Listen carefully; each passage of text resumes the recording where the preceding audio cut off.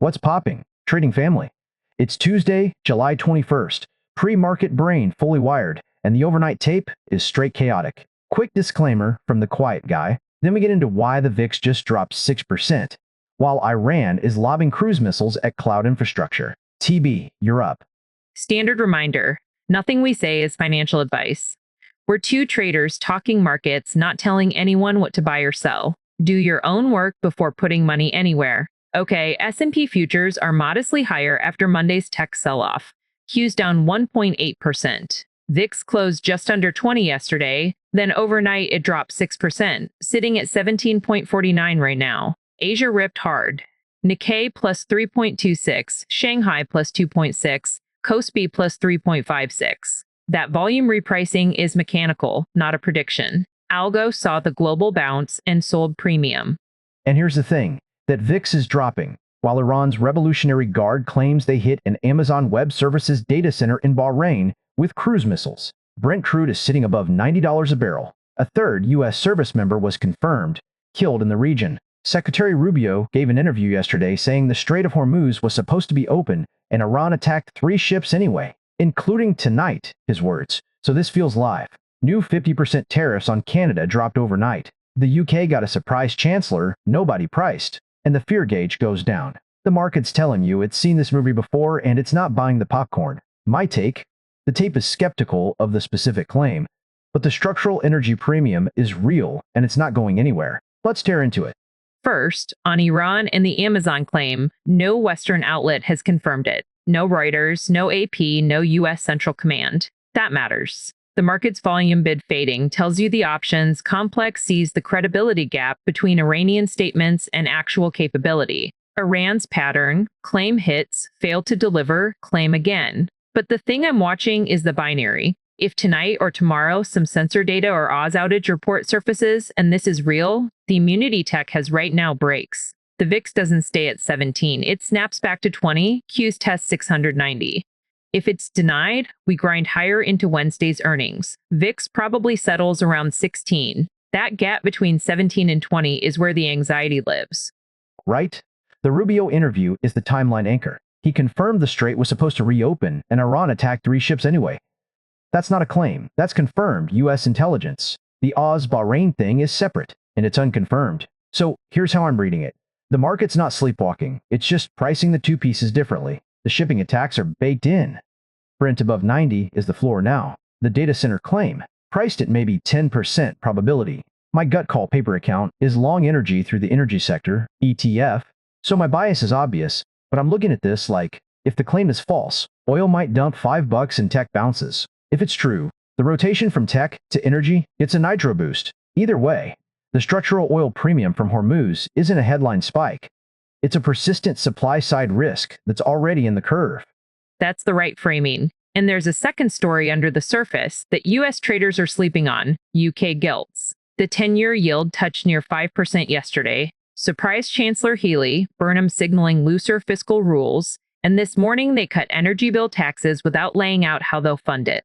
That's a mini-budget echo from 2022. If UK yields break above 5 and hold, global bond markets feel it. Bonds, treasuries, the whole sovereign curve start sniffing fiscal slippage. That's the transmission mechanism that could tighten financial conditions faster than the Fed wants. Man, I'm glad you flagged that. Most folks in the US are not watching the gilt market, and it's always the thing that sneaks up on rates. New Zealand just printed CPI at 4.1%, fuel-driven, and that validates the loop. Higher oil flows into inflation prints. Central banks stay hawkish. The RBNZ is now under pressure to hike. That's the macro cross-current. Energy prices are feeding headline inflation exactly when markets want to believe the disinflation trend is intact. The Canada tariffs at 50%. That's a Canadian dollar trade, not a US equity mover, unless we see retaliation escalate. So I'd put that in the footnote column. But the gilt story, if you're not watching it, you're missing the thing that could infect global rates. And it connects directly to the sector rotation we're seeing. 1 week performance, the energy sector, ETF energy up 2.1%, XLRE real estate up 1.19, XLP consumer staples up 0.32. Those are your leaders. Laggards, the tech sector, technology down 3.07%, XLU utilities down 1.71, XLV healthcare down 1.34. That's a 5-point spread between energy and tech in a week. Money is moving toward hard assets and defensives, but not in a panic. Utilities are down, so it's not a mad dash to safety, it's a deliberate rotation into energy. My wave trader algo has been quiet for 4 sessions. No clean entries in semis like Wolfspeed, KLAC, or CRWD because momentum is misaligned. EMA2 below EMA5. On those names, the predicted gain gate is rejecting everything. That's not a prediction, it's a tapey condition red. Nothing's holding a trend right now. That's actually useful. When your machine is sitting on its hands for 4 sessions, it's saying the chop is real. My TFT algo is in cash, no new entries either. My gut call paper account is the only one working. The energy sector, ETF, up 1.7% since the July 15th entry. I'm holding above $57 per share, not adding before the open. I need to see if we gap up on oil or open weak before I put more capital at risk. The cash is dry powder for Wednesday's earnings monster. Quick pause. We should walk through the earnings calendar because Wednesday after hours is the real pivot point. Today, pre-market, we have Charles Schwab, ticker SCHW. Bank earnings could complicate the energy-only narrative if they show consumer savings health holding up. But the monster is tomorrow. Tesla, Google L, ServiceNow, NOW, Texas Instruments. Options market is pricing implied moves. Tesla plus or minus 7%, ServiceNow plus or minus 12.5%. That's not normal. The market is bracing for fireworks. And that's the catalyst for the rotation trade. If tech earnings miss and oil stays bid, the energy tech spread widens further.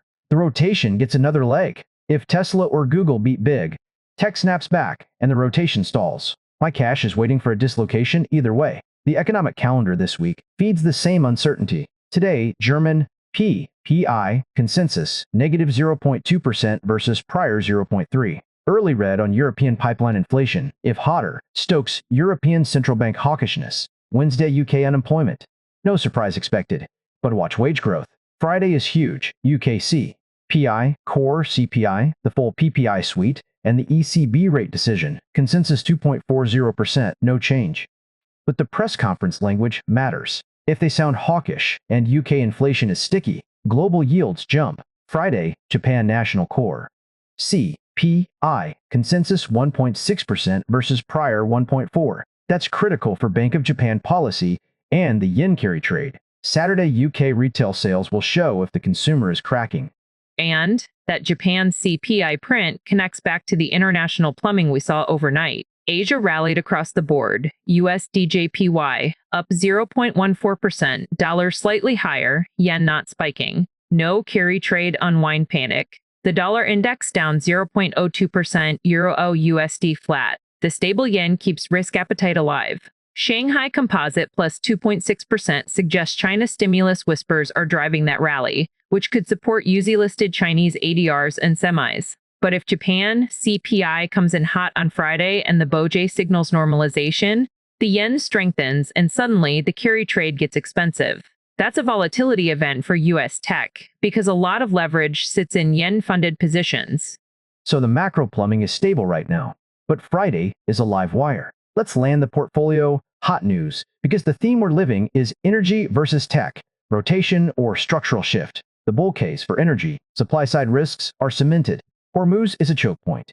Brent above 90, OPEC plus discipline holding, and AI-driven tech exhausted after a mega ICAP run. The energy sector, ETF, components like Exxon, ticker XOM, and Chevron could beat on higher margins. Defensive flows are rotating into energy, not just as a trade, but as an inflation hedge. The bear case, if the Iran data center claim proves false and straight tensions ease, oil could dump $5 to $10, and tech earnings tomorrow could reignite the growth trade, sucking money back. The second-order effect is higher energy feeding inflation, which makes central banks hawkish, which hurts rate-sensitives like real estate and growth tech. That's why the rotation has depth.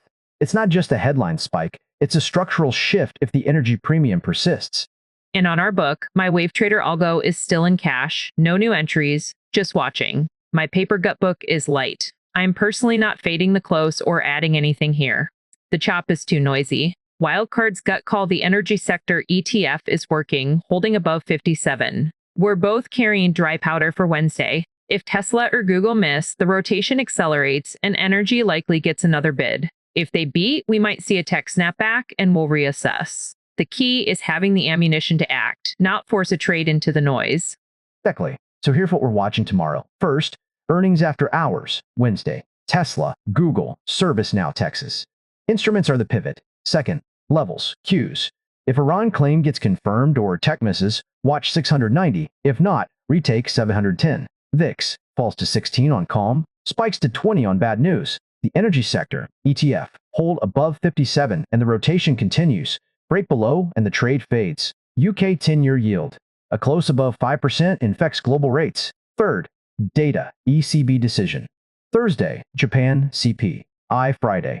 Both can move the dollar and yen. And finally, any Western confirmation on the Bahrain claim changes the game overnight. Stay nimble, stay liquid. That's the show. This is Wildcard, and I'm out. Keep your stops tight and your mind open. Catch y'all in the next tape.